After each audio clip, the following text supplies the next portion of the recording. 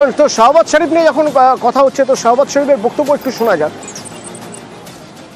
एक शहीद का जनाजा इस्लामाबाद में ने भी वहां पर पहुंचना है और सिपा सलार जनरल आसिफ मुनीर साहब ने पहुंचना और मैंने भी जनाजे में शिरकत करनी है ताकि शहीद की रूह के साथ उनके खानदान को और पूरी दुनिया को पता चल सके कि पाकिस्तान के अवाम अपने शहीदों जिन्होंने अपने खून के साथ पाकिस्तान की आबियारी की है।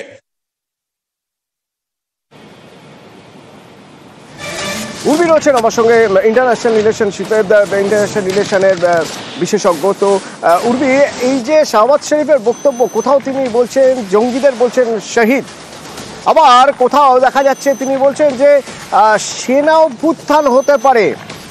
আমরা তো দেখেছি এর আগে এই সেনার জন্যই, এই আসিম মুনিরের জন্যই জেলে যেতে হয়েছিল আমেরিকাকে। রোগ কান্ট্রি বলা হয় ইমরান খানকে, রোগ কান্ট্রি বলা হয় এই পাকিস্তানকে।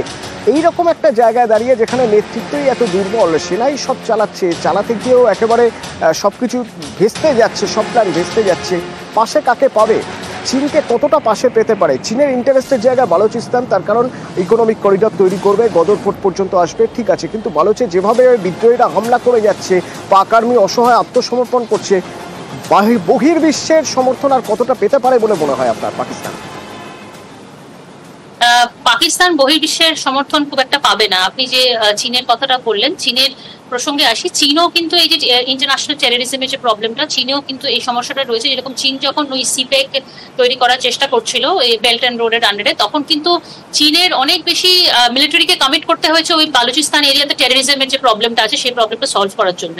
মনে রাখতে হবে যে পাকিস্তানকে একটা টেরর হাব তৈরি হয়ে গেছে পাকিস্তানে। আপনি যদি কংগ্রেশনাল যে রিপোর্ট যেগুলো আমেরিকা থেকে বেরোয় ওদের, তো সেখানে উনি পাকিস্তানে 12খানা টেররিস্ট গ্রুপ যেটা পাকিস্তানে রয়েছে এবং তারা সেখানেই তাদের ঘর বানিয়ে রেখে দিয়েছে, এবং তার মধ্যে 5টা টেররিস্ট গ্রুপ হচ্ছে ইন্ডিয়া সেন্ট্রিক। স্পেসিফিকলি তারা কাশ্মীরের প্রবলেম করার জন্যই তৈরি হয়েছে এবং কাশ্মীর প্রবলেমই তারা করেছে।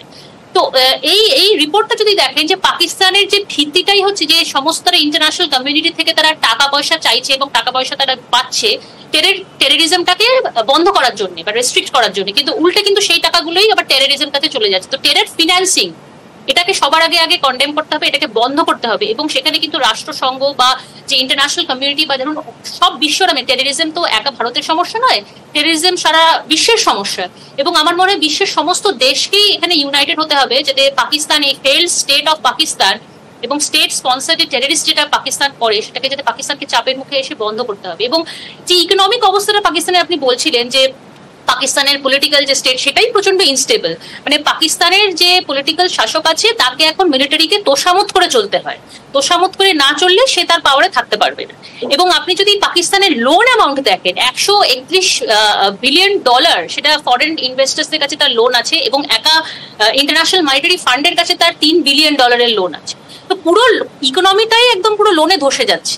সেখানে পলিটিক্যাল পাওয়ার সে থাকবে, সে রাখবে কি করে? সে তো মানুষকে তার যা দায়, তার যে সুশাসনের যে দায়বদ্ধতা, সেটা বলে কিছুই নেই। আমার মনে হয় না মানেটা উনি বোঝেন পাকিস্তানে যিনি আছে, সুশাসন মানে কি, পুরোটাই আর্মিকে তোষামত করে চলে। এবং একটা আমি এটা ব্যক্তিগতভাবে মনে করি খুব একটা হাস্যকর উনি বলেছেন, উনি পার্লামেন্টে দাঁড়িয়ে উনি কথাটা বলেছেন, সেটার কোনো ভিত্তি নেই। এবং যেটা আপনারাও বলছিলেন যে পুরোপুরি এটা একটা ফেক নিউজ বা একটা ডক্টরড ইমেজেস তৈরি করে।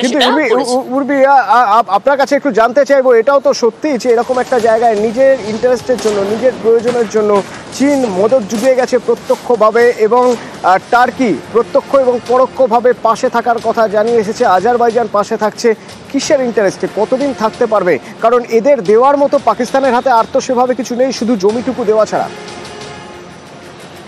না, বেশি দিন থাকতে পারবে না, বেশি দিন তো এটা থাকতে পারবে না। এবং যদি থাকে এটা কিন্তু তাদের সেই দেশেরই লস হবে। আজকে কিন্তু ভারতের সাথে চীনের যে সম্পর্ক, সেটা যদি বাণিজ্যিক দিক থেকে দেখেন, বাণিজ্যিক দিক থেকে কিন্তু অনেক বৃহত্তর একটি সম্পর্কে আমরা রয়েছি চীনের সাথে। এবং ভারতবর্ষ চাইলেই সেই সম্পর্কটাকে ইউজ করে বা অর্থনৈতিক যে ব্যাপারটা রয়েছে সেই দিক থেকে ইউজ করে, ইকোনমিক স্টেটক্রাফট ইউজ করে সেই দিকটা কিন্তু চীনকে ম্যানিপুলেট করতে পারে। এবং সব থেকে বড় আমি বলবো এক্সাম্পল এখানে হচ্ছে ইন্ডাস ওয়াটার ট্রিটিকে যদি দেখেন, যেটা ভারতবর্ষ অ্যাব্রোগেট করতে বাধ্য হয়েছে। এরকম সুযোগ সুবিধা অন্য কোনো আপার রাইপারিয়ান স্টেট কিন্তু অন্য কোনো দেশকে দেয়নি, চীনও কিন্তু দেয়নি। তিব্বত থেকে যে নদীগুলো ফ্লো করে সেগুলোর কিন্তু রাইটস চীন সাউথ ইস্ট এশিয়াকে দেয়নি। টার্কিও কিন্তু দেয়নি, টাইগ্রিস রিভার বা ওদের যে ইউফ্রেটিস রিভারের যে রাইট সেটা কিন্তু দেয়নি, সেখানে কিন্তু পাকিস্তান একটা এক্সেপশন হয়ে এসছে। হ্যাঁ, ভারতবর্ষ সেইটা দিয়েছে, মানে ভারতবর্ষের ধৈর্যকে, ভারতবর্ষ একটা দায়িত্বশীল রাষ্ট্র এবং সেটাই হচ্ছে তার প্রমাণ। এইগুলো, এই যে ধৈর্যের যে বাঁধটা, এটা কিন্তু আজকে ভেঙে গেছে যখন নিরীহ কতজন লোকের উপর অ্যাটাক হয়েছে। তাই যে এসকেলেশন যেটাকে আমি বলি, ভারতবর্ষ খুব স্লোলি কিন্তু এসকেলেট করছে। ধন্যবাদ। এবং ধন্যবাদ। আন্তর্জাতিক সম্পর্ক বিশেষজ্ঞ উর্বি দাস আমার সঙ্গে ছিলেন সরাসরি। এবং যেমন পাকিস্তানের ওপাশের ছবিটা দেখালাম, মানে সীমান্তের ওপাশের ছবিটা দেখালাম, তেমন দিল্লির ছবি আপনাদের দেখাচ্ছি। তার কারণ অপারেশন সিঁদুরেই শেষ নয়, এখনো অনেক কাজ বাকি রয়ে গেছে। সীমান্ত পারের মানুষগুলো তারা অপেক্ষায় রয়েছেন যে কখন এমন কোনো প্রত্যাঘাত হবে যাতে তাদের বাংকার থেকে তারা সরে আসতে পারবেন, নিজের ঘরে থাকতে পারবেন, শান্তিতে থাকতে পারবেন, শেল মোটারের শব্দ রাতে শুনতে হবে না। তো দিল্লি থেকে কি খবর পাচ্ছি জানাবো বিরতির পর, সঙ্গে থাকুন।